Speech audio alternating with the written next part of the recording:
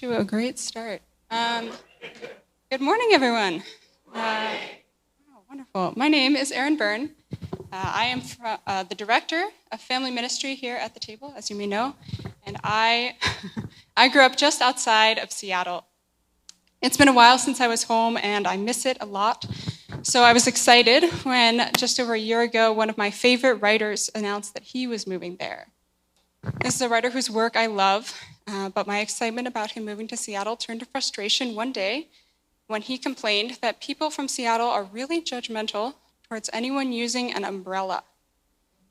Since the Pacific Northwest, gets mostly one kind of rain 9 months out of the year, there's a bit of a culture that if you're a real Seattleite, you'll tough it out. You'll learn to love 55 and drizzling. Reading his post as a real Seattleite, I found myself thinking, maybe we're not judgmental. Maybe you could learn to handle some rain. Maybe that wouldn't kill you. Friends, if your inner voice ever sounds like that, maybe pause. Take a deep breath. We don't have to prove that we are more powerful than the weather, much as we may want to. And today we're going to talk a little more about when to hold on to our strength and when it is okay to be humble enough, weak enough even, to use an umbrella.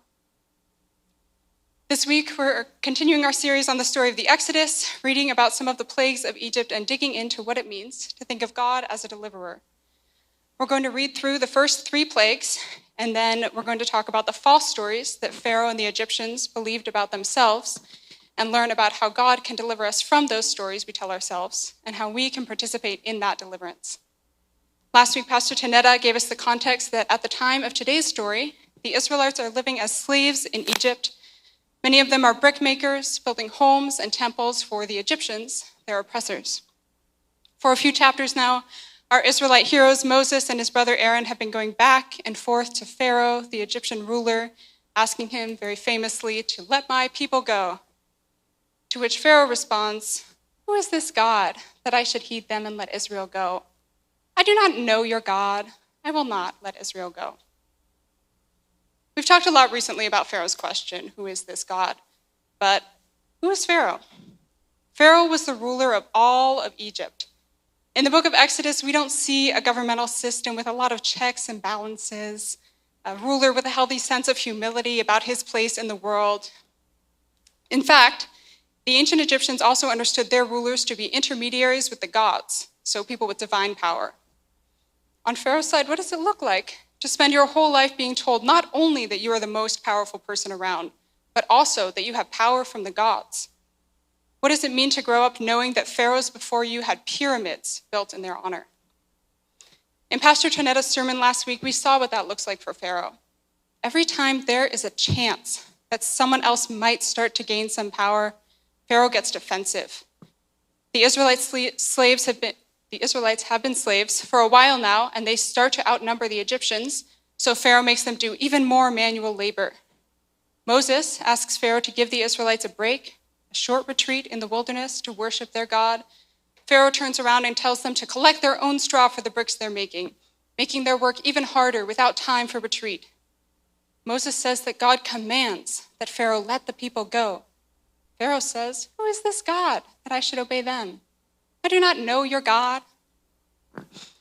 When I started preparing this sermon, I was honestly expecting to say that Pharaoh was high on his own power, that he was overconfident in himself, but I don't really get that from reading today's passages. What I see in today's story is someone who gets really defensive, someone who's working really hard to convince himself that he is who he says he is. This is not the story of a ruler who's confident in his power. This is the story of a man who doesn't know how to handle anyone else having power. So he avoids reality and hardens his heart to the world around him, even as the evidence that he might be mistaken about himself becomes more and more overwhelming. We're going to start with Exodus chapter 7, verse 8. Here, God is talking to Moses and his brother Aaron.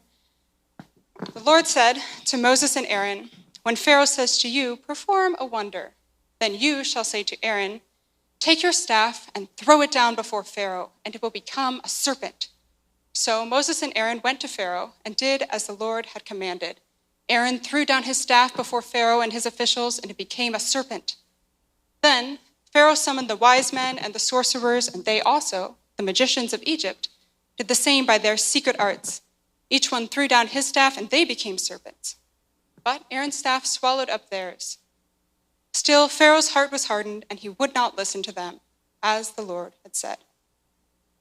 So this is the first time we concretely see God proving God's power over Pharaoh. It turns out that Pharaoh, or at least his magicians, do have some sort of mystic power in this story. There's obviously a lot to unpack there. The biblical authors are pretty clear that this is not power from God, but they do also take for granted that somehow this story happens. If we get too caught up in trying to explain how it happens, we miss what they're trying to tell us. The biblical storytellers emphasize the fact that God shows God's power over the court magicians. This passage sort of serves as a prelude to the 10 plagues, a gentle trick to remind us of who God is in case there was any doubt about who we should be rooting for as rulers, or as readers. Now we turn to the real plagues, which will be a little less gentle. In preparation for the first plague, God tells Moses to go out to the Nile River, where Pharaoh is probably about to go bathe, and to warn Pharaoh that if he does not let the Israelites go, God will turn all the water in Egypt into blood. Essentially, Moses says to Pharaoh, "See this water that provides life for your country? Prepare for it to become a source of death. The water you're about to bathe in, imagine it full of dead fish. Imagine it creating a horrible smell so that the people can't stand to be near it. This is what my God will do to you, Pharaoh, because you are refusing to let my people go." Verse 19, the Lord said to Moses, "Say to Aaron, take your staff and stretch out your hand over the waters of Egypt, over its rivers, its irrigation channels, and over its ponds, and over all the gatherings of its waters, and they shall become blood. And there shall be blood in all the land of Egypt, even in the trees and in the stones." Moses and Aaron did as the Lord had commanded. Before the eyes of Pharaoh and the eyes of his officials, Aaron, lifted up his staff and struck the water in the river, and all the water in the river was turned into blood. The fish in the river died, the river stank so that the Egyptians could not drink its water, and there was blood throughout the whole land of Egypt. So here God calls into question Pharaoh's divine power. How powerful are you really if I can turn your beautiful river into blood? But this plague also creates some doubt about Pharaoh's political power. What kind of a leader are you if someone else's God can ruin your country's elaborate irrigation system? What kind of a political leader ends up with the land covered in blood? A political leader who just lost a battle. God doesn't kill any Egyptians, but there is blood everywhere. Blood flowing through the trees. So how does Pharaoh respond to his land looking like there was a massacre? Verse 22, the magicians of Egypt did the same by their secret arts. So Pharaoh's heart remained hardened, and he would not listen to them, as the Lord had said. Pharaoh turned and went into his house, and he did not take even this to heart. And all the Egyptians had to dig around the Nile for water to drink, for they could not drink the water of the river. So again, Pharaoh's political and divine power are in question here, but now we're also questioning Pharaoh's social power. When he sees that his magicians can also turn some water into blood, Pharaoh turns around and leaves. He doesn't have time for criticism. He simply avoids dealing with the fact that his constituents are digging for groundwater because there is nothing to drink. And this part isn't really God's doing. Pharaoh could work to support his subjects in the midst of this crisis, but he can't admit to himself that there is a crisis. So instead, he refuses to acknowledge what's happening. It's time for plague number 2. The Lord said to Moses, "Come to Pharaoh, and you shall say to him, 'Thus says the Lord, send off my people that they may worship me. And if you refuse to send them off, look, I am about to scourge your region with frogs. And the Nile will swarm with frogs, and they will come up and come into your bedroom and onto your couch and into your official's house and onto your people and into your ovens and into your kneading pans. And upon you and upon your people and upon all your officials, the frogs will come up.' And the Lord said to Moses, 'Stretch out your hand with your staff over the rivers, the channels, and the pools, and bring up frogs over the land of Egypt.' So Aaron stretched out his hand over the waters of Egypt, and the frogs came up and covered the land of Egypt. But the magicians of Egypt did the same by their secret arts. and brought frogs up on the land of Egypt. It's sort of funny here that the magicians work to prove they're able to repeat this plague.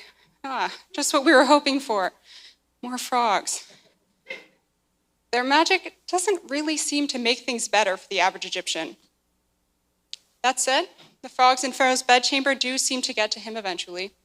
This time Pharaoh does say that he will let the Israelites go, not forever, but for a trip for their religious sacrifice, and he asks Moses to pray to God to take the frogs away. I want to note two things here. The first is that even though Pharaoh's magicians are able to recreate this plague, they don't seem to be able to get rid of it. Sort of a rough kind of power to have. I also want to point out that Pharaoh doesn't think he has the power to talk to God, so he asks Moses to intercede on his behalf. Even though Pharaoh insists out loud that he is more powerful than the Israelite God, he doesn't have the courage even to speak to God directly. So Moses asks God to reverse the plague. God sort of listens. Verse 13, and the Lord did as Moses requested. The frogs died in the houses, the courtyards, and the fields, and they gathered them together heap upon heap, and the land stank. So we don't fully see God fix things here. God wants the Egyptian oppressors to remember as they pile up their dead frogs who is really in power. Verse 15, but when Pharaoh saw that there was relief, he hardened his heart and would not listen to them, just as the Lord had said. So again, we see that Pharaoh isn't really concerned about the average Egyptian or the piles of rotting frogs, which his slaves would have hurried to clean out of his own palace. He's only concerned about proving that he, a god king with his own team of court magicians, is the most powerful one around. We're not going to go through all the plagues today, but I do want to read the third one, the plague of tiny little bugs. Some translations say lice or fleas. This one says gnats. Some say mosquitoes. I think you've already gotten the point. The bugs are small, and they are everywhere. Exodus chapter 8, verse 16. Then the Lord said to Moses, say to Aaron, stretch out your staff and strike the dust of the earth so that it may become gnats throughout the whole land of Egypt. And they did so. Aaron stretched out his hand with his staff and struck the dust of the earth, and gnats came on humans and animals alike. This is worse if you translate it as fleas. All the dust of the earth turned into gnats throughout the whole land of Egypt. The magicians of Egypt tried to produce gnats by their secret arts, but they could not. There were gnats on both humans and animals, and the magicians said to Pharaoh, this is the finger of God. But Pharaoh's heart was hardened, and he would not listen to them, just as the Lord had said. So this one's interesting. The biblical authors tell us that the magicians tried to do what God did, but they could not. I know I've already mentioned this, but it bears repeating. Replicating a plague isn't exactly the win for Egypt that Pharaoh seems to think it is. After this third one, you imagine the magicians going to Pharaoh saying, oh, Pharaoh, we are so sorry. We weren't able to repeat the lice infestation. I guess everyone's going to have to settle for the one they got. That seems to be the finger of the Israelite God. All jokes aside, it is a pretty big deal that the magicians who work for Pharaoh turn a corner here and acknowledge that the Israelite God is more powerful. After this point, we stop hearing that the magicians tried to repeat God's work. They only made it through 2 plagues and a small snake incident before they figured that out. Pharaoh's royal officials hold on a little longer, but during the 8th plague, the plague of locusts, which, because I like you, I will not describe, these officials also urge Pharaoh to accept defeat, saying, how long shall this fellow Moses be a snare to us? Let the people go so that they may worship the Lord their God. Do you not yet understand, Pharaoh, that Egypt is ruined? But Pharaoh holds on to his misunderstanding of himself for the full 10 plagues. As the plagues progress, God also becomes more explicit about what's happening. The plagues we read about impacted everyone in Egypt, but starting with the 4th plague, the plagues actually don't impact the Israelites. Later on, the biblical storytellers emphasize that some Egyptians also start to fear God and they are spared. So as this story progresses, we see more and more Egyptians start to let go of the false stories they've been told about who their Pharaoh is and where he stands in the world. Not Pharaoh himself, though. A few more times he promises to free the Israelites and then goes back on his word. Other times his heart remains hard the whole time. After the plague of locusts, Pharaoh tries to negotiate with God. The Israelite men can go, but not the children. Even 8 plagues in, after his officials and many of his subjects have acknowledged that the Israelite God is more powerful, Pharaoh still acts as though he is negotiating with an equal. After the 9th plague, Pharaoh again tries to negotiate. The people can go, but not the livestock. Finally, after the 10th plague, Pharaoh lets the Israelites go. But even then, even as Moses is on his way out the door, Pharaoh has the nerve to make one more request. Bring a blessing on me, too. Throughout the full development of this story, Pharaoh never learns to see himself and his power honestly. Pharaoh is one of the most powerful people in the world at this time, and still, he can't allow himself to believe that his power extends only over his enormous empire, and not also to the water, the sun, and life itself. Most of us in this room, as far as I know, do not rule over any empires. We probably have more in common with people lower down the chain of command, people who face real risks if they change too much about how they act or what they believe. But these characters also have power, and their actions still impact other people's lives. So what are the spaces where we have power? This will look different for everyone. Maybe we have power over people we supervise at work, people we teach. Sometimes we have power in our relationships that we may not always notice. We may have power based on race, gender, income, sexuality, or physical or mental abilities. Sometimes our organizations have power based on connections or name recognition that smaller, newer organizations may not have. In DC as a city, we often talk about how we don't have a vote in Congress, and that's true. And we have a large population of people here who work for the federal government or influencing policy. So there is power here, even when it doesn't feel like it. So if we are more like those supervisors and officials navigating our limited power, why even talk about Pharaoh? Biblical figures like Pharaoh provide dramatic examples of our own behaviors so that we can look to them and say, what part of this shows us truth about our lives today? Pharaoh spends this story defending his power because he cannot handle being wrong, and the people who bear the brunt of his actions are those whose lives he barely even considers. I wish I could say that that kind of thinking was fully unrecognizable to me. I wish I could say that in my life, I always treat everyone with respect and with love. We could just end the sermon here. But the truth is that the times in my life when people have let me know I've hurt them, it's often been in situations where I didn't even consider that other people might be affected by my actions. Times when I spoke harshly without hearing myself at all. Times when I got frustrated with someone else because of how their actions affected me, without realizing that they were dealing with something much bigger. Like Pharaoh, I often get wrapped up in my own story. I know what I am trying to get done, and I don't always recognize when my single-minded focus on myself leaves other people trying to deal with the consequences. Sometimes, like Pharaoh, I even have people around me who start to let me know that things aren't working, but I can't listen because I'm hardening my heart and am defensive of my own power, convinced that it is better to refuse help than to admit to myself that I might need it. Okay, so I was a little harsh, so what? Pharaoh gives us a caricature of this mentality, showing us what that failure to be honest with ourselves looks like when taken to its extreme. Okay, so he turned the Nile into blood, so what? It was one time. We do this in all sorts of ways throughout our lives. Sometimes we are so involved in our own lives and our own struggles that we don't even realize we're making things harder for other people. Sometimes the places where we are refusing to hear honesty are things we think of as personal or private. My relationship to alcohol or other substances, my relationship to work, my unwillingness to recognize things that I have experienced as trauma. And we don't always realize the toll that those personal issues or personal decisions take on people around us. Sometimes, like Pharaoh, we're unable to face discomfort, and so we allow systemic harm and oppression to continue when we could be challenging it, preventing it, or at the very least, helping out the people being harmed, digging for water alongside those on the side of the Nile. We can start to change, but we have to be willing to be honest with ourselves first. And that's hard. Genuine honesty with ourselves takes a lot of work and a lot of courage.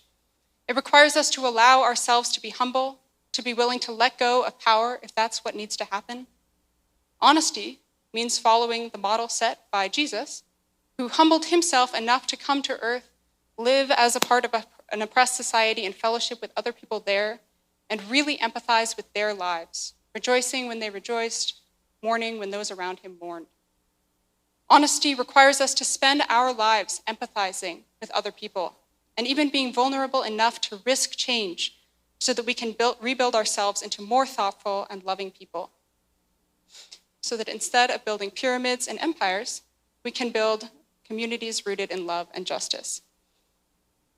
In another world, I imagine Pharaoh starting to face the hard truth that the God of his slaves is more powerful than he is. I think it would hit him hard, but I don't think that it would destroy him. I hope that it would knock over his leaning tower of false beliefs and clear the ground for Pharaoh to rebuild. Once Pharaoh has learned to be honest about the power he doesn't have, power over life itself, he can start to evaluate how to use the tremendous power he does have. After he's faced the hard truths about his life, Pharaoh can sit down with his advisors, his officials, and figure out how to build a healthier, safer, fairer Egypt. He can figure out how to restructure the economy now that it is no longer depending on slave labor.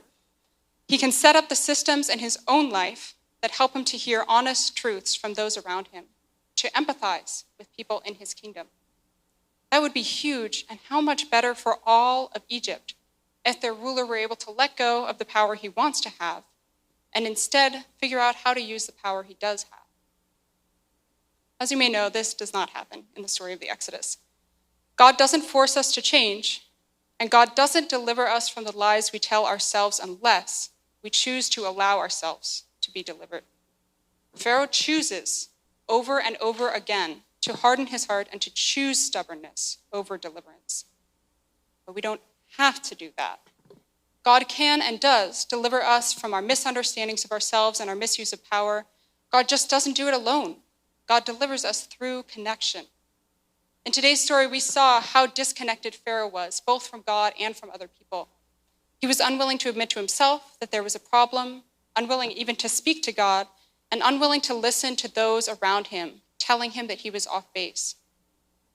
Jesus gives us a model of the opposite, taking on human vulnerability through human life and death in order to see people where they are and to truly listen to those around us. A few weeks ago, Heidi taught us about the Egyptian midwives who worked together and with God in order to deliver the Israelite infants. Today, we learned about Moses and Erin working together and with God to deliver all of the Israelite people. God's deliverance requires us to have the courage. You okay? God's deliverance requires us to have the courage to connect with God and with other people in order to empathize with others and humble ourselves. One of the ways we can partner with God in the work of deliverance is through connection with God, through prayer. If we can build habits of mistreating, ignoring, or marginalizing other people, then surely we can build habits of connecting with God in order to see more honestly how we are treating others. If you, like me, struggle with finding ways to pray that work for you, I want to let you know that the table has a monthly event called Prayer School, where different people in our community teach us ways to pray that work for them. God also delivers us through our connection to one another in community. Part of this involves building relationships with one another so that we have people around us who know us well enough to let us know when things aren't working. Another part of this is listening to other people, people outside of our immediate circles and who we may not be used to hearing. In the Bible, we read about prophets like Moses, Aaron, and their sister, the prophet Miriam, who speak the truth about what needs to change in order to create a more righteous society. If we look around in almost every era, we see communities, often communities of faith, naming the truth of their situations and identifying what needs to change. In Washington, D.C., the Washington Interfaith Network, WIN, has been doing that kind of truth-telling for years, following in the footsteps of people like Moses, Aaron, and Miriam, to help those in power see themselves honestly, letting them know what the community needs and how to meet those needs. As Tonetta mentioned earlier, this afternoon, WIN is having an event to ask city council candidates to commit to increase affordable housing, improve public safety, and support climate action, all in local ways, so that we can make our community better here in Washington, D.C. Regardless of how you're able to participate, I encourage all of us this week to pay attention to the truth tellers in our lives and our communities, and to really hear what those people are saying. Whose are the voices we aren't used to listening to in our workplaces, our schools, and our neighborhoods? Whose are the voices that we as a church or as a city have learned to ignore? And how can we elevate those voices in our lives and empathize with them in order to see ourselves more honestly? It takes practice, it takes courage, it takes vulnerability, and it takes truly honest connection. But we can participate in God's deliverance from the false stories we tell ourselves and into lives of truth where we use our power well as followers of a human Jesus. Let's pray. Dear Lord, I pray that you would give us the courage to see ourselves honestly. I pray that this congregation would know that you are with us as we take the risks we need to take in order to build more honest and loving community. I pray that we would be there for one another as we grow, and that you would help us to be patient with those we love as we realize what needs to change, so that we can work with you, Lord, to build a community oriented towards love and truth. In your name I pray.